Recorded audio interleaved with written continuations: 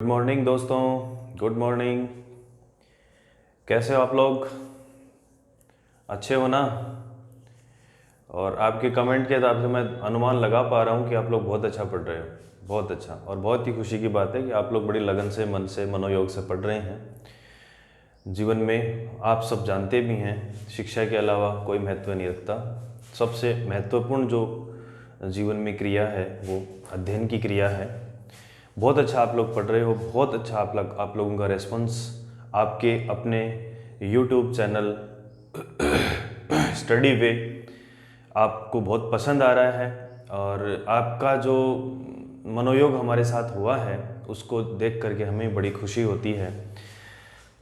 Study वे channel आप लोगों के लिए ही है, हम आप लोगों के लिए ही हैं।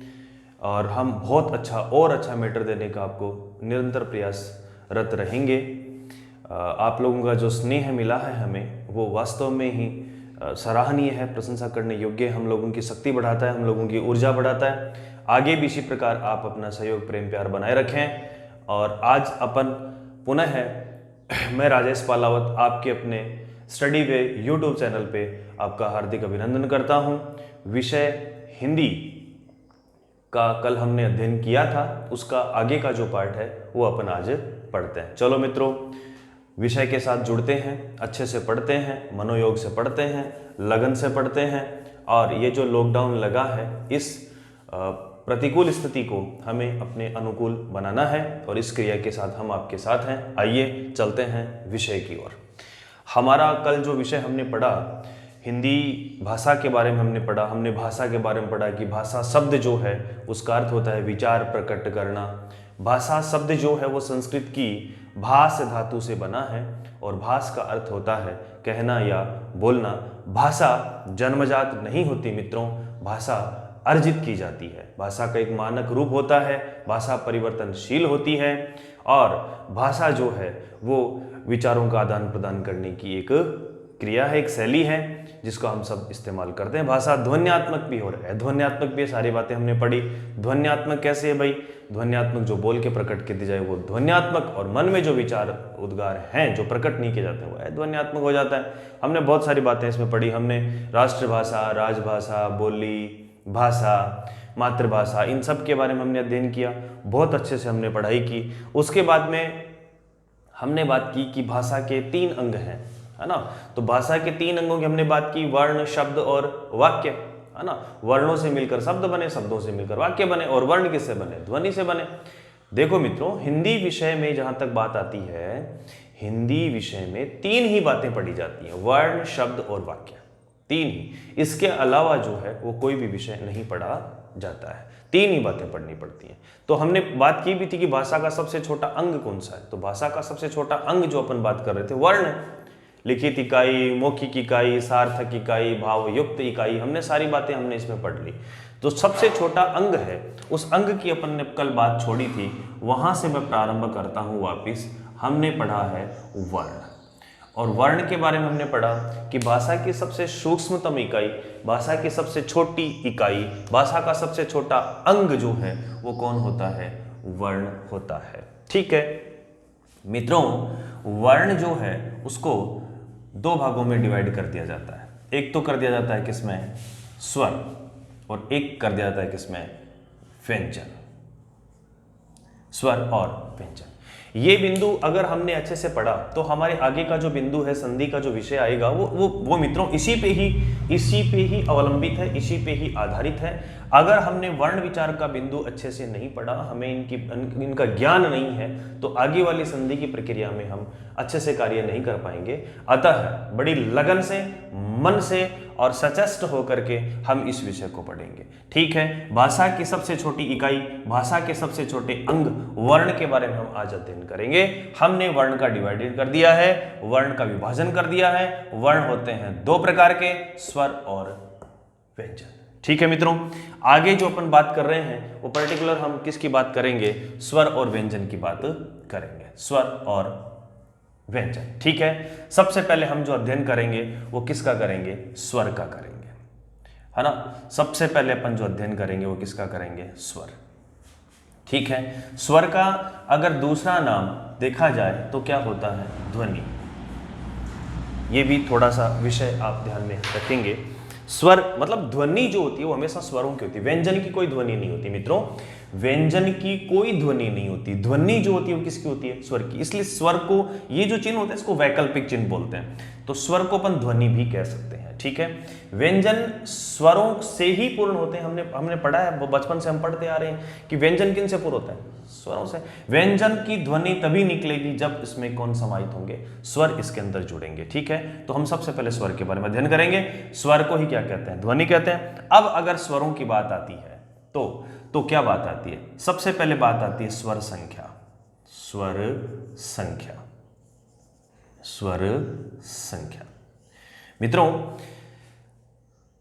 स्वर संख्या संस्कृत में तो मानते हैं 13, लेकिन हिंदी में स्वर संख्या जो आती है वो कितनी आती है?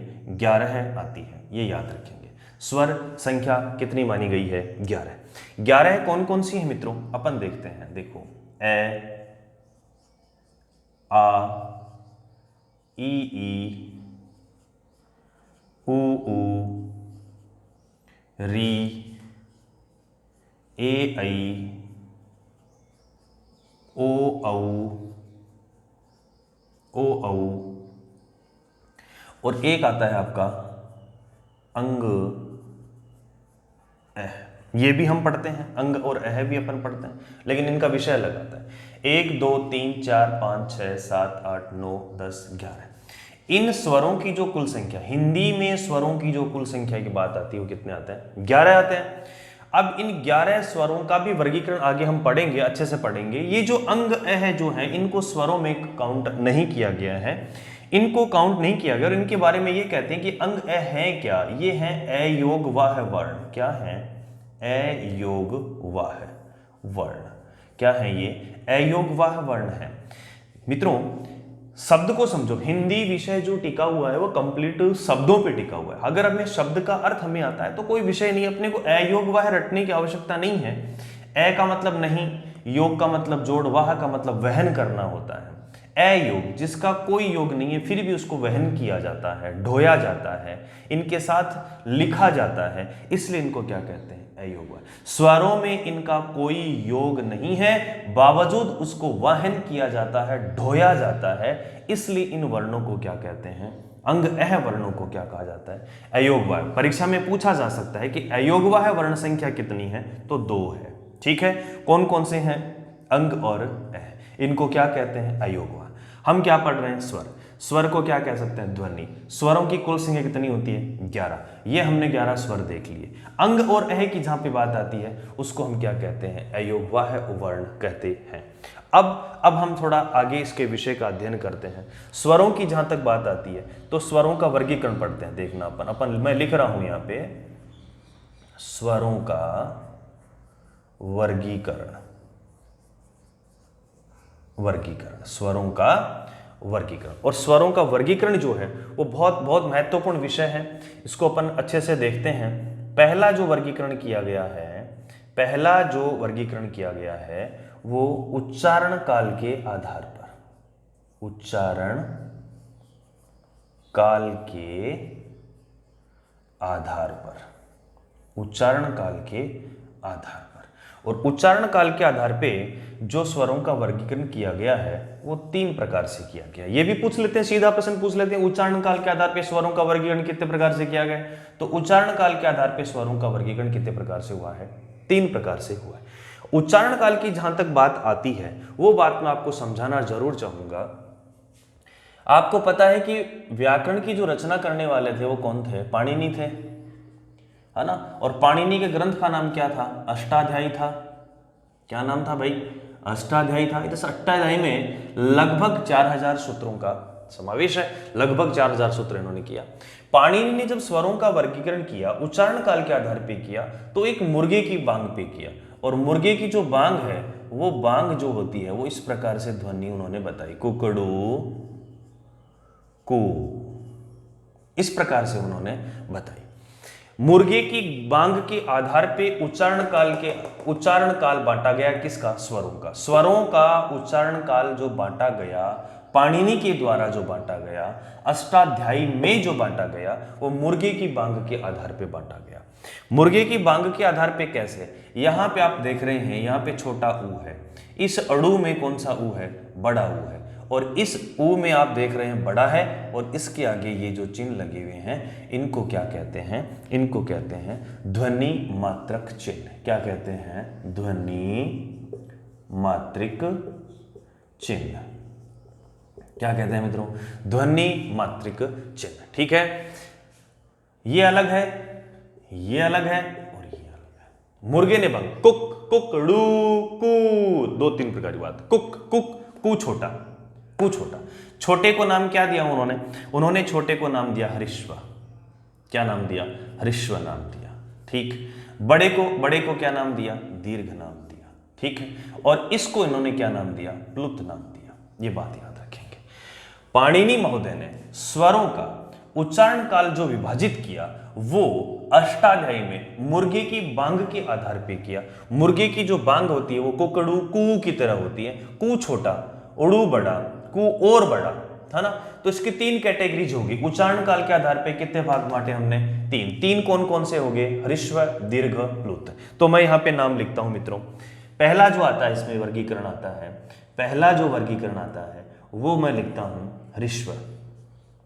हरिश्व मित्रों, हरिश्व को ही लघु कहते हैं, इसी को ही मूल कहते हैं, इसी को ही एक मात्रिक स्वर कहते हैं।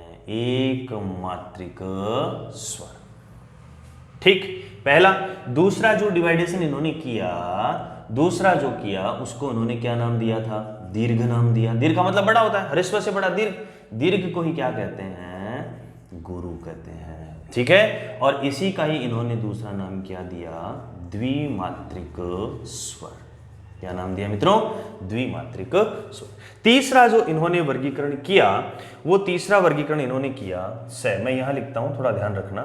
स में इन्होंने वर्गीकरण किया। क्या वर्गीकरण किया? इन्होंने लिखा कि तीसरा जो होता है वो होता है प्लुत या त्रिमात्रिक स्वर। ठीक, तो हमने क्या पढ़ा? हम पढ़ रहे हैं स्वरों का वर्गीकरण। पहला बिंदु जो हमने पढ़ा, उच्चारण काल के आधार पर। उच्चारण काल के आधार पर, काल माने होता है समय, उच्चारण में लगने वाला समय। उच्चारण में लगने वाले समय के आधार पर स्वरों को तीन भागों में बांटा गया, है ना। पहला जो भाग किया हरिश्व किया, दूसरा किया दीर्घ किया, तीसरा किया प्लुत किया। हरिश्व को ही लघु कहते हैं, हरिश्व को ही मूल कहते हैं, हरिश्व को ही एक मात्रिक कहते हैं। दूसरा जो किया वो दीर्घ किया, दीर्घ को ही गुरु कहते हैं, गुरु को ही क्या कहते हैं? द्विमात्रिक। और तीसरा जो आता है प्लुत, और इसका त्रिमात्रिक। इसका मतलब क्या हुआ? ये सबसे छोटा, इससे बड़ा ये, और इन दोनों से बड़ा कौन है? प्लुत। त्रिमात्रिक, एक मात्रिक, द्विमात्रिक, त्रिमात्रिक। थोड़ा सा मैं इसको समझाना चाहूंगा, देखिएगा।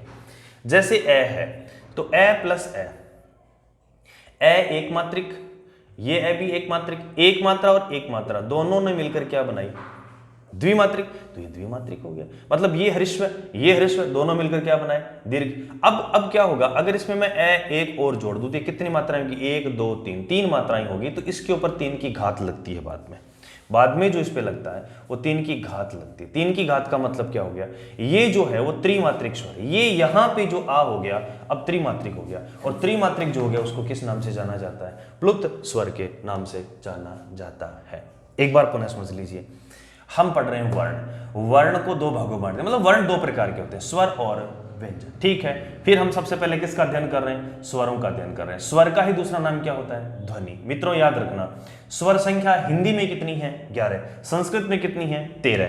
इसमें संस्कृत में जो दो और बढ़ जाते हैं, संस्कृत में जो दो और बढ़ जाते हैं वो एक तो री स्वर बढ़ जाता है, और एक बड़ा री जो है वो, ये दो स्वर और बढ़ जाते हैं। इसलिए संस्कृत जो स्वर है वो कितने हैं? 13 है। ठीक है, हिंदी में इनका अध्ययन नहीं किया जाता है। ठीक है, तो स्वर को क्या कहते हैं? ध्वनि कहते हैं। और स्वर संख्या कितनी है? 11 कौन कौन से? ए आ ई उ री ए ऐ ओ। ठीक। उसके बाद हमने देखा अंग है भाई, ओ औ के बाद हमारी एक हमने गुरुजनों से सीखा है कि अंग है, लिखते हैं आगे। तो अंग है, स्वर नहीं है मित्रों। अंग ओ का दूसरा नाम विद्वानों ने रखा है, वो क्या रखा है? ए योग वाह है। ए योग, ए मानी नहीं, योग मानी जोड़। इसका जोड़ नहीं है, कोई योग नहीं है। किसमें? स्वरों में। स्वरों में इसका कोई योग नहीं है। इसका वाह, वाह मतलब वहन किया जाता है, ढोया जाता है। वाह शब्द बहुत अच्छा शब्द आता है। वाह शब्द की अगर बात करूं तो एक शब्द आता है विवाह। विवाह, विवाह शब्द आपने देखा है। वी का मतलब विशिष्ट प्रकार से, वाह माने ढोना। विशिष्ट प्रकार का बोझा ढोना ही क्या कहता है? ढोना। वाह का अर्थ होता है ढोना। विशिष्ट प्रकार का बोझा ढोना, विशेष प्रकार का बोझा ढोना ही क्या होता है? विवाह होता है। और वाह का मतलब होता है ढोना। ए योग वाह है, जिसका कोई योग नहीं होता, उसके बावजूद भी स्वरों में इसको ढोया जाता है, स्वरों में इसको लिखा जाता है। अंग ए का नाम क्या है? ए योग वाह है। फिर हमने स्वरों का पुनः वर्गीकरण किया। विद्वानों ने सबसे पहले कैटेगरी बनाई इसकी कि उच्चारण काल के आधार पे। उच्चारण काल मतलब उच्चारण, स्वरों का उच्चारण करते समय लगने वाला समय। समय के आधार पर स्वर 3 प्रकार के होते हैं। ये कार्य जो प्रथम कार्य किया था वो किसने किया था? पाणिनि ने, क्योंकि पाणिनि प्रथम व्याकरण करता है। और प्रथम व्याकरण ग्रंथ कौन सा है? अष्टाध्यायी। इन्होंने मुर्गे की बांग के आधार पर स्वरों का उच्चारण काल बांटा है। मुर्गे की बांग थी कुकड़ू, कू, 3 प्रकार की ध्वनियां थी। कू, कुक, कुक, कुक छोटा सा, बहुत धीरे से आवाज आती। कुक, ड़ू डबल, इससे डबल ध्वनि। कू, इससे 3 गुनी ध्वनि। तो इसका मतलब क्या हुआ? इस कू में क्या था? छोटा ऊ था। इस अड़ू में क्या था? बड़ा ऊ था। इस ऊ में क्या था? बड़ा ऊ। लेकिन इसके आगे क्या है? ध्वनि मात्रिक चिन्ह है। इनको ध्वनि मात्रिक चिन्ह कहते हैं मित्रों।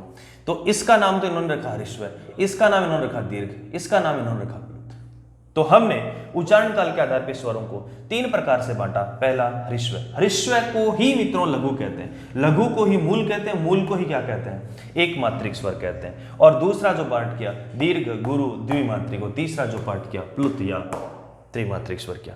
अब इसमें वर्ण संख्या पूछ लेते हैं कि ह्रस्व वर्णों की कुल संख्या कितनी है। मित्रों याद रखना, ह्रस्व वर्णों की कुल संख्या कितनी है? 4। दीर्घ वर्णों की कुल संख्या कितनी है? 7। ठीक है। अब पूछ ले भी ये भी सकते हैं कि भी कौन कौन से होते हैं ह्रस्व। तो देखना, इन दोनों में से छोटा कौन? ए। इन दोनों में से छोटा कौन? ई। इन दोनों में से छोटा कौन? ऊ। और ये री छोटी है। इसका मतलब क्या हुआ? 1, 2, 3 और 4। ये 4 के 4 स्वर किस में होते हैं? ह्रस्व में होते हैं। तो मैं यहां पे लिख सकता हूं ए, ई, ऊ और री। ये चारों स्वर जो हैं वो क्या हैं? ह्रस्व स्वर है, या लघु स्वर है, या मूल स्वर है, या एक मात्रिक स्वर है। अब एक बात आती है, इनको मूल क्यों कहा? मूल क्या होता है? जड़ होता है। इसका मतलब ये जो 4 स्वर हैं ये अन्य 7 स्वरों के जनक हैं। इन्हीं से ही अन्य स्वरों का क्या हुआ है? निर्माण हुआ है। तो अपन देखते हैं, ए में ए जोड़ा, ए में ए जोड़ा तो क्या बना? आ। ई में ई जोड़ा तो क्या बना? बड़ी ई। ऊ में ऊ जोड़ा तो क्या बना? बड़ा ऊ। अब समझना, अब क्या है? इन तीनों को क्या कहते हैं मैं आगे बताऊंगा, दोबारा बताऊंगा। उसमें ए आई ओ औ, ए आई ओ और औ। ठीक है। 1 2 3 4 5 6 और 7, ये 7 क्या हो गए? देखो मैं आगे इसका एक जिक्र थोड़ा इसमें विषय रहा हुआ है, वो विषय में बोर्ड के अभाव में आगे वाली बोर्ड पे पर बताएंगे। दीर्घ, गुरु, द्विमात्रिक स्वर। ठीक है। तो ये 7 क्या हो गए? 7 क्या हो गए? दीर्घ स्वर हो गए। अब बच गए कौन से? प्लुत स्वर। प्लुत स्वर यूं कहते हैं कि भाई 8 मानते हैं। कितने मानते हैं? 8। 8 में एक तो ए मान लेते हैं, है ना? ए प्लस दीर्घ स्वर, प्लस दीर्घ स्वर। इनकी पहचान क्या है? इनकी पहचान ये है, प्लुत स्वरों की पहचान ये है कि इनका जो भी, जैसे मान लीजिए आ स्वर है तो इसके ऊपर 3 की घात लगी हुई होती है। 3 की घात का मतलब क्या हुआ कि अगर ह्रस्व वाले ए को बोलने में मान लेते हैं 1 सेकंड का समय लगता है, तो दीर्घ ए आ को बोलने में 2 सेकंड, लेकिन प्लुत आ को बोलने में कितने सेकंड लगेंगे? त्रिमात्रिक। तो इसलिए त्रिमात्रिक का प्रतीक लगाने के लिए, त्रि का मतलब होता है 3 का मतलब हो गया प्लुत। ये बात अपने को याद रखनी है। तो हमने देखा उच्चारण काल के आधार पर 3, ह्रस्व, दीर्घ, प्लुत। प्लुत। ह्रस्व वर्ण कितने हैं? 4। कौन कौन से हैं? ए ई उ री। दीर्घ कौन से हैं? आ ई उ ए ऐ ओ औ। 7। प्लुत कौन से हैं? ए प्लस दीर्घ स्वर, मतलब दीर्घ स्वर संख्या कितनी है? 7 है। तो 7 और 1 8। और ये जो है वो इनका चाहे प्लुत जो स्वर होते हैं उनकी पहचान क्या होती है? उसके ऊपर जो है, वर्ण के ऊपर जो है वो 3 की मात्रा लगी हुई होती है। इतनी बात शायद आपके सबके समझ में आ गई। एक बार पुनः अपन जो दीर्घ वर्ण है उनकी अपन जरूर चर्चा करेंगे। दीर्घ वर्णों की अपन चर्चा करेंगे। मैं जो बता रहा था, लेकिन थोड़ा बोर्ड जो है वो छोटा पड़ गया, शामपट छोटा पड़ गया अपना, बता नहीं पाया।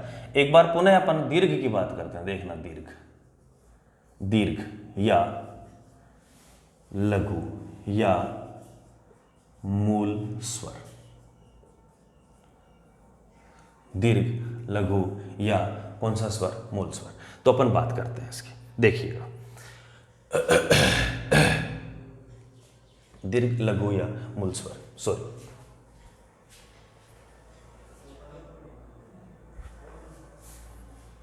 हाँ चलिए ठीक है। दीर्घ, लघु या मूल स्वर। देखो हमने सॉरी, मूल की बात नहीं करेंगे अपन, यहाँ गलत लिख दिया मैंने। दीर्घ या गुरु, दीर्घ या गुरु स्वर, ठीक है। दीर्घ या गुरु स्वर, इनकी संख्या हमने कितनी पढ़ी? हमने इनकी संख्या पढ़ी कितनी? 7। हमने जो हमने मूल स्वर पढ़े, एक बार उनको दोबारा देखना। मूल स्वर हमने पढ़े ए, ई, उ और री, ये हमने मूल स्वर पढ़े। मित्रों अच्छे से समझना। देखो, ए में ए जोड़ा आ बना, ठीक, और छोटी ई में छोटी ई जोड़ी बड़ी ई बनी, ठीक है।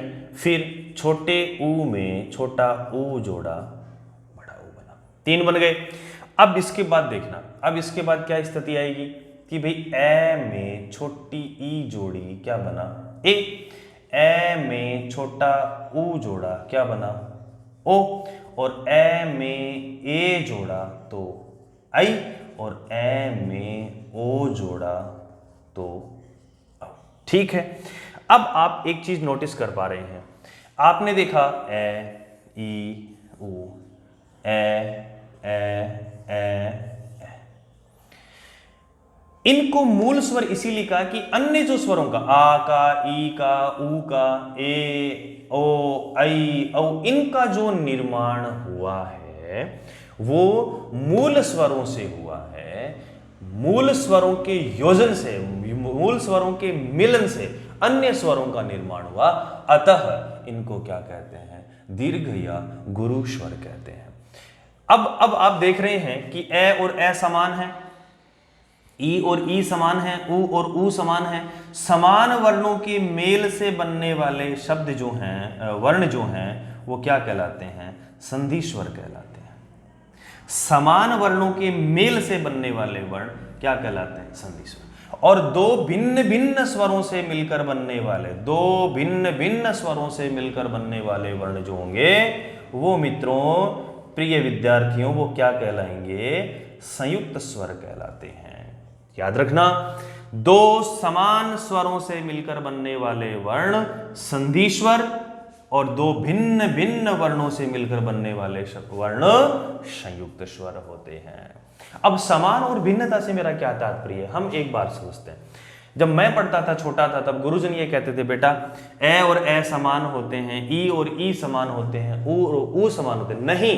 नहीं, ऐसा नहीं है। मैं जब बड़ा हुआ, पढ़ा, मैंने स्वाध्याय किया गुरुजनों से और श्रेष्ठ गुरुजनों से पढ़ा, तो मैंने पाया समान का मतलब अक्षर की आकृति से समान नहीं। समान का मतलब है उसका उच्चारण स्थान एक होना चाहिए। ए का उच्चारण कंठ से होता है।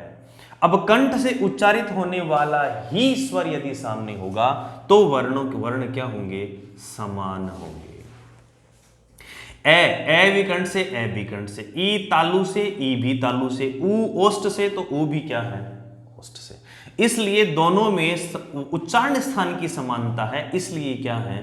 समान वर्ण है। और समान वर्णों के मेल से कोई अन्य वर्ण बनता है, उसको अपन क्या कहते हैं? संधि स्वर कहते हैं। और भिन्न भिन्न कैसे? ए का उच्चारण हो गया कंठ और ई का उच्चारण हो गया तालु।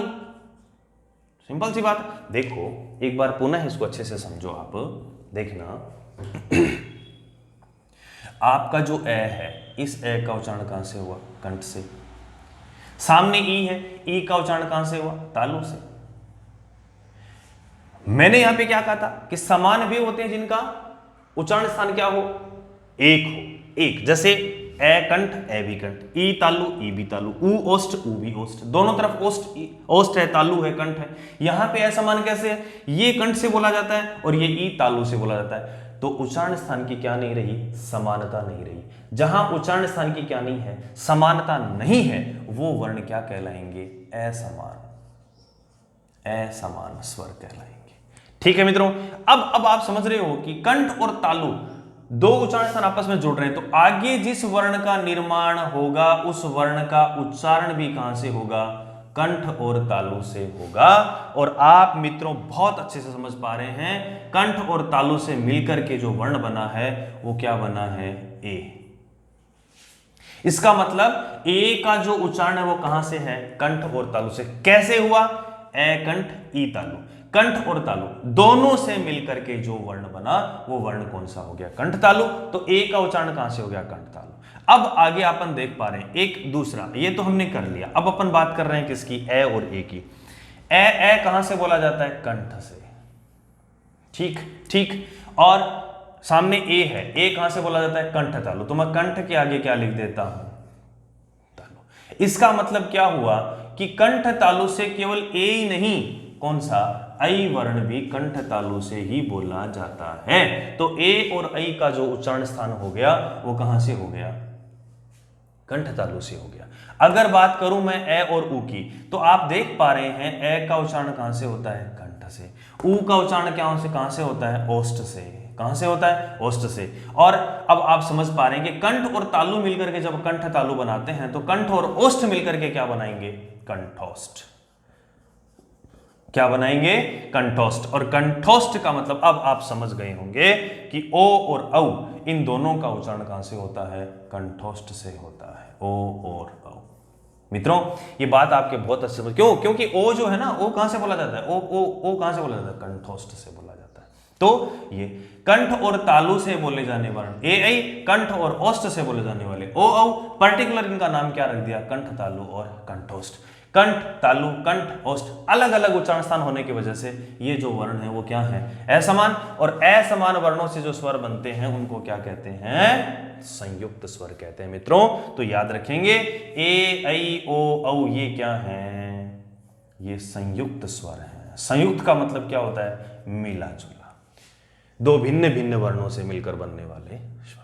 तो आप देख रहे हैं दीर्घ गुरु कितने होते हैं? 7। 7 कौन कौन से? 3 तो ये और 4 ये। 4 और 3 7। इनको कहते हैं संधि स्वर, इनको कहते हैं संयुक्त स्वर। दोनों बात आपके समझ में आ गई होगी। समान स्वर और असमान स्वर क्या होते हैं? समान वे वर्ण जिनके उच्चारण स्थान एक ही हो और आपस में मिलते हो वे वर्ण तो कहलाएंगे समान। और समान से बनने वाले शब्द वर्ण क्या कहलाते हैं? संधि स्वर। असमान जिन दो वर्णों का जिनका मेल हो रहा है और वो आपस में क्या हो, जिनके उच्चारण स्थान अलग अलग हो, वे वर्ण क्या कहलाएंगे? असमान स्वर। और वो असमान स्वर से बनने वाले स्वर जो होंगे वो कौन से स्वर होंगे? संयुक्त स्वर। बहुत अच्छे से आपकी बात ये समझ में आ गई। अब हम बात करते हैं आगे। हमने एक पार्ट हमने पढ़ लिया, हमने स्वरों का वर्गीकरण पढ़ना शुरू किया था। स्वरों के वर्गीकरण में हमने पहला पढ़ा उच्चारण काल के आधार पर। दूसरा जो हम पढ़ रहे हैं वो पढ़ रहे हैं ओष्ठाकृति के आधार पर। दूसरा पार्ट नंबर 2 कौन सा मित्रों? ओष्ठाकृति। ओष्ठाकृति के आधार पर सीधा ही प्रश्न पूछ लेते हैं, ओष्ठाकृति के आधार पर स्वरों को कितने भागों में बांटा गया है? तो विद्यार्थियों कितने? 2। ओष्ठ का मतलब होंठ होता है ना। और इसका 2 पार्ट क्या क्या किया वो समझ लीजिए। एक तो किया वृत्ताकार, और इसे ही क्या कहते हैं? इसे ही कहते हैं वृत्तमुखी। क्या कहते हैं? वृत्तमुखी भी कह देते हैं। ठीक है। दूसरा जो हमने किया वो क्या किया? अवृत्ताकार। अवृत्ताकार, इसे ही क्या कह देते हैं? अवृत्त मुखी। ठीक, वृत्ताकार, वृत्तमुखी, अवृत्ताकार, अवृत्तमुखी। अब यहां पे जो बात आती है, वृत्त माने क्या होता है? वृत्त माने होता है गोल। वृत्त का मतलब क्या है? गोल। मतलब होठ, ओष्ठ, होठ अगर जिन वर्णों को बोलते समय गोल हो जाएं, वृत्त का मतलब क्या होता है? वृत्त का मतलब होता है गोल। होठ जिन वर्णों का उच्चारण करते समय गोल हो जाएं, वे वर्ण तो कौन से कहलाएंगे? वृत्ताकार। और जो गोल नहीं हो रहे हैं वो सारे कौन से हैं? अवृत्ताकार। अब मैंने बोला उ, ओ, औ, ये क्या है? इन वर्णों को बोलते समय क्या हुआ? होठों की आकृति गोल हुई। उ, ओ, औ, ये वर्ण क्या है? वृत्ताकार वर्ण है। तो वृत्ताकार वर्णों की संख्या कितनी होगी? 4। मित्रों, आजकल एक आगत स्वर है ओ, इसको भी वृत्ताकार कहते, वृत्ताकार ही हैं, लेकिन अगर हमें कोई संख्या पूछे कि वृत्ताकार स्वरों की कुल संख्या कितनी है, तो हमें कितनी बतानी है? 4। ये तो आगत है, ये तो मेहमान है, इसको भी शामिल नहीं किया। हाँ ठीक है, इसका उच्चारण ओष्ठाकृति के आधार पे होता है, परंतु इसको अपन क्या नहीं मानेंगे? वृत्ताकार या वृत्तमुखी नहीं मानेंगे। ये ओ आगत स्वर है, मेहमान स्वर है, जा भी सकता है, मेहमान है भाई, कभी ना कभी तो जाएंगे, तो इसको शामिल नहीं करेंगे अपन, ये तो बाहर का है, कोई दिक्कत नहीं। इसके अलावा जो भी बच गए वो सारे क्या हैं? अवृत्ताकार। 4 आ गए, कितने बच गए? 7। कितने बच गए? 7। 7 कौन कौन से बच गए भाई? ए, आ, ई, ए, ऐ और री। ये जो 7 बच गए, ये सातों क्या है? अवृत्ताकार या अवृत्तमुखी। ठीक, हम क्या पढ़ रहे थे? ओष्ठाकृति के आधार, ओष्ठ आकृति, दीर्घ संधि है, ओष्ठ प्लस आकृति, ओष्ठ की आकृति, ओष्ठ की बनावट, होठों का आकार के आधार पर स्वरों को कितने भागों में बांटा गया? 2 भागों में। पहला वृत्ताकार, इसका नाम क्या रख देते हैं? वृत्तमुखी। दूसरा अवृत्ताकार, इसका नाम क्या लिख देते हैं? अवृत्तमुखी। ए का मतलब नहीं, वृत्ताकार मानी गोल, जो गोल नहीं होते हैं, ओठ जिसमें बोलते समय गोल नहीं हो, वे क्या कहलाएंगे? अवृत्ताकार या अवृत्तमुखी। और इनकी संख्या कितनी है? 7। और वृत्तमुखी की संख्या कितनी है? 4। चलो नेक्स्ट अपन बात करते हैं तीसरी बात। तीसरा बिंदु जो अपना आता है वो क्या आता है? जिह्वा। जिह्वा के आधार पर, जिह्वा के आधार पर, और जिह्वा के आधार पर स्वरों का जो वर्गीकरण किया गया है वो कितनी प्रकार से किया गया है मित्रों? 3। जिह्वा मतलब जीभ, जीभ मतलब रसना। अब रसना जो है वो अपन मान लेते हैं कि भाई इस प्रकार से होती है। ठीक, ये आगे का हिस्सा, ये मध्य का हिस्सा, ये पश्च का हिस्सा। इसका मतलब इसके 3 भाग हो गए, अग्रभाग, मध्य भाग और पीछे के भाग को कहते हैं पश्च भाग। अब मैं इसका डिवाइड कर रहा हूं। पहला मैंने किया क्या? अग्रभाग, अग्रभाग के आधार पर, अग्रभाग के आधार पर, अग्र माने आगे का हिस्सा, जीभ का आगे का हिस्सा। दूसरा जो मैंने किया वो दूसरा मैंने क्या किया? मध्य भाग, मध्य भाग के आधार पर, मध्य भाग के आधार पर। तीसरा जो मैंने किया वो मैंने किया किसके आधार पे? पश्च भाग के आधार पर, पश्च भाग के आधार पर। पश्च मानी होता है पीछे, जिह्वा का जो पीछे पीछे का हिस्सा, उसके आधार पर हमने जो जिह्वा के आधार पर स्वरों का वर्गीकरण किया वो कितने प्रकार से किया? 3 प्रकार से किया। पहला अग्रभाग के आधार पे, दूसरा मध्य भाग के आधार पे, तीसरा पश्च भाग के आधार पर हमने किया। अब इसमें क्या है? अग्रभाग के आधार की जो बात आती है वो क्या आती है? अग्रभाग के आधार पे जो वर्ण है वो है ई, ए, ऐ और एक री। ये जो 5 हैं, ये 5 किसके आधार पे हैं? अग्रभाग के आधार पे। जिह्वा के आधार पे स्वरों का हमने वर्गीकरण जो किया वो कितने प्रकार से किया? 3 प्रकार से किया। कौन कौन सा किया? अग्रभाग, मध्य भाग, पश्च भाग। पहले जो हमने पढ़ा अग्रभाग वो हमारे सामने आ गया। कितने आ गए? 5। कौन कौन से आ गए? ई, ए, ऐ, री। ये क्या है? अग्रभाग। मध्य भाग में मित्रों केवल एक है और वो कौन है? इतना ही याद रखना है। पश्च भाग में जो बच गए वो सारे किस में आएंगे? पश्च भाग में। पश्च भाग में कौन से बच गए? ऊ, ओ, औ। 1 2 3 4 5 6 7 8 9 10। एक कौन सा बच गया वो बता दीजिए। तो कौन सा बच गया भाई? आ। कौन सा बच गया? इतना याद रखना है, समझने की बात है, रटने की कोई बात नहीं है। इतना याद रखना है कि मध्य भाग जो है उसमें केवल एक है,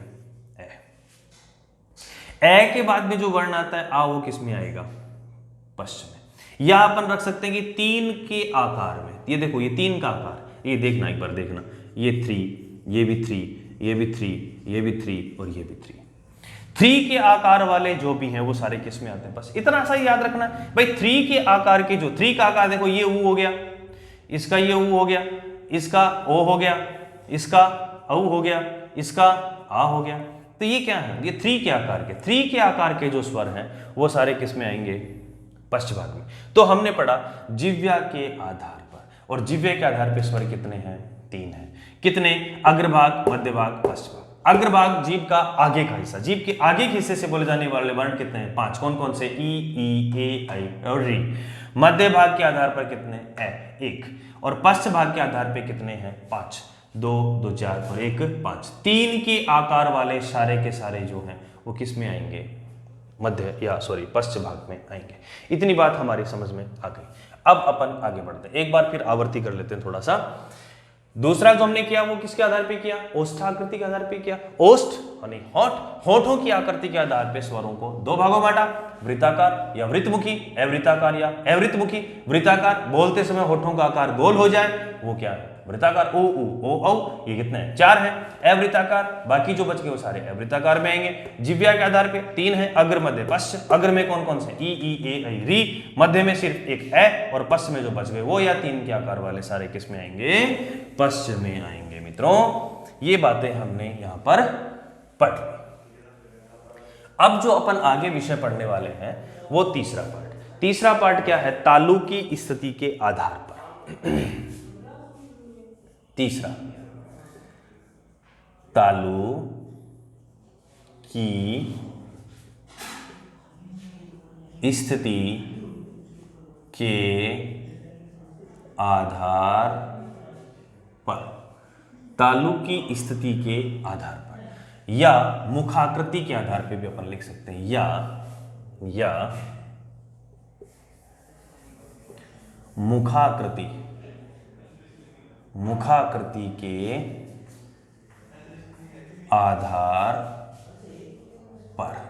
मुखाकृति के आधार, 2 बातें आ गई, या तो तालु की स्थिति के आधार पर और या मुखाकृति के आधार पे। जो हमने पार्ट किए हैं वो कितने आ जाएंगे? 4। तालु की स्थिति के आधार पे और मुखाकृति के आधार पे कितने भाग हो जाएंगे? 4। कौन कौन से हो जाएंगे? तो सबसे पहले जो बात आती है वो कौन सा आता है? नंबर 1, या अपन लिख सकते हैं ए। ए में क्या आ जाएगा? संवृत, संवृत स्वर। दूसरा जो आ जाएगा ब, अर्ध संवृत स्वर। तीसरा जो पार्ट आ जाएगा विवृत, विवृत। द जो आ जाएगा अर्ध विवृत।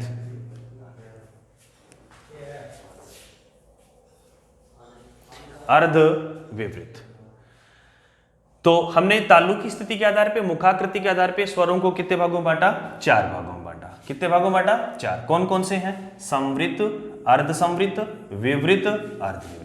मित्रों सबसे पहले मैंने आपको एक बात कही कि हिंदी में अगर हमने शब्द समझ लिए तो हिंदी हमारे बहुत आराम से समझ में आ जाती है। हम क्या करते हैं? हम शब्द का अर्थ तो समझते हैं नहीं और रटने का प्रयास करते हैं, और जहां रटंत विद्या प्रारंभ हो गई वहां पे ज्ञान चिरस्थायी नहीं रहता है। और जिस प्रकार से आप, जिस लगन से आप, जिस मन से आप पढ़ रहे हैं उसको देखते हुए हम विद्वानों को, हम हमारे साथियों को ये विश्वास हो गया कि आप वास्तव में एक अच्छे अच्छे विद्यार्थी के आप में लक्षण हैं, आप में अच्छे विद्यार्थी के गुण हैं। और अच्छे विद्यार्थी के गुण वही होते हैं, अच्छे विद्यार्थी भी वही होते हैं जो शब्द को, भाषा को, बात को समझ करके पढ़े, वो क्या है, अच्छे विद्यार्थी हैं। और आपने जो कल जो सब्सक्राइब दिए, आपने जो कल लाइक किए, वो हमारे लिए बहुत गर्व की बात है।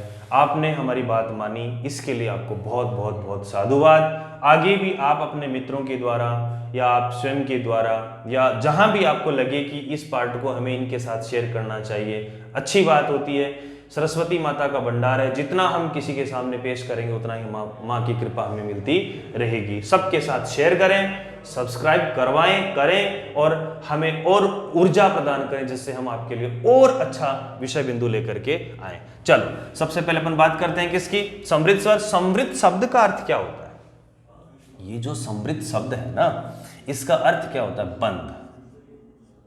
बंद। हम किसकी बात कर रहे हैं? मुखाकृति, मुख की आकृति। मुख की आकृति क्या हो जाए? बंद हो जाए। अर्ध का मतलब क्या होता है? आधा। समृद्ध का मतलब होता है बंद, मतलब आधा बंद हो जाए। विवृत का अर्थ क्या होता है? खुला। विवृत का अर्थ क्या होता है? खुला। मतलब ऐसे स्वर जिसको बोलते समय मुख क्या हो जाए? पूर्ण रूप से खुल जाए, वो क्या होता है? विवृत। अर्ध का मतलब आधा और विवृत का मतलब खुला। जिन स्वरों को बोलते समय मुख आधा खुला हुआ हो, वो कौन से स्वर कहलाएंगे? अर्धविवृत। तो मित्रों, शायद ये बात आपके समझ में आ गई होगी कि समृद्ध क्या है। समृद्ध का अर्थ होता है बंद। उन स्वरों को बोलते समय मुख की आकृति जहां पे लगभग बंद हो जाती है, उनको कौन से स्वर कहते हैं? समृद्ध स्वर। जहां पे थोड़ा बहुत खुल जाता है, वो कौन सा होता है? अर्ध समृद्ध। और जहां पे बिल्कुल पूरा खुल जाता है, वो क्या है? विवृत। और जहां पे थोड़ा खुलता है या बहुत ज्यादा जो खुला उसका थोड़ा सा अंश बंद हो जाए, उसको क्या बोलते हैं? अर्ध विवृत बोलते हैं। अब अगर बात करें अपन कि ये होते कौन कौन से हैं, तो यहां पे जो बात आती है वो बात क्या क्या आती है, वो समझनी है अपने को। देखो, समृद्ध में क्या है? ई ई, ऊ और री। ठीक। अर्ध समृद्ध में ए ओ। विवृत में केवल एक आता है, कौन? आ। अर्ध विवृत में कौन कौन आ गए भाई? ए, आई और औ।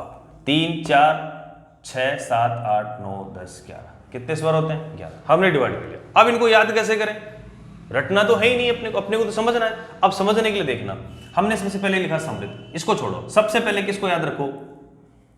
विवृत को। जैसे हमने जीपे के आधार पे किया, मध्य भाग को याद रखना है। मध्य भाग कौन है? ए। हमने सबसे पहले किसको देखा? विवृत को। विवृत में आ। डॉक्टर के पास जाते हैं, बच्चे को कहते हैं भाई मुंह खोल के दिखाओ, तो वो आ करता है, पूरा पूरा आ का मतलब मुंह खोलना, विवृत है। ठीक। आ से पहले कौन आता है? ए और आ गया। ए आ के बाद में ई, फिर ऊ, फिर ए आई। ए यहां लिखो, आई यहां लिखो, ओ यहां लिखो, औ यहां लिखो। हो गया, सिंपल। दोबारा देखो, सबसे पहले किसको देखेंगे? विवृत को। विवृत में कौन है? आ किससे बना? ऐसे नीचे देना, ऐसे नीचे। वहां पे हमने जिह्वे के आधार पे ए और आ किया था, और यहां विवृत में आ और ए करेंगे। आ और ए आ के बाद में कौन है? ई ऊपर देनी है। ई के बाद में ऊपर देना है, ऊपर याद रखो। ए आ या आ ए ई ऊ। ए आई को डिवाइड करना है, ओ औ का डिवाइड करना है, बस बात होगी, खत्म होगी, बात ही खत्म हो गई, है ना? ए आई ओ औ, छोटा ऊपर बड़ा नीचे, छोटा ऊपर बड़ा नीचे, बस हो गया। कौन सा? ताल्लुक की स्थिति के आधार पे या मुखा आकृति के आधार पे स्वरों को कितने भागों में बांटा? 4। कौन कौन से? समृद्ध, अर्ध समृद्ध, विवृत, अर्धविवृत। समृद्ध का मतलब क्या होता है? बंद। समृद्ध का मतलब क्या है? बंद। वे स्वर जिनको बोलते समय मुख लगभग प्रायः बंद रहता है, उसको क्या बोलते हैं? ई। बोल के देख लीजिए, है ना? ई ऊ बंद हो जाता। री, है ना? ये री भी नहीं होता, री।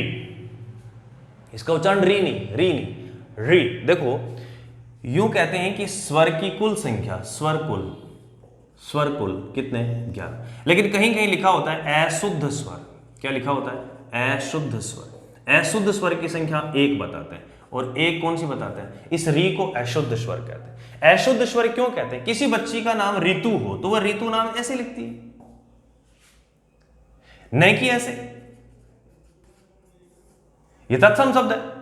ये कौन सा शब्द है? तत्सम।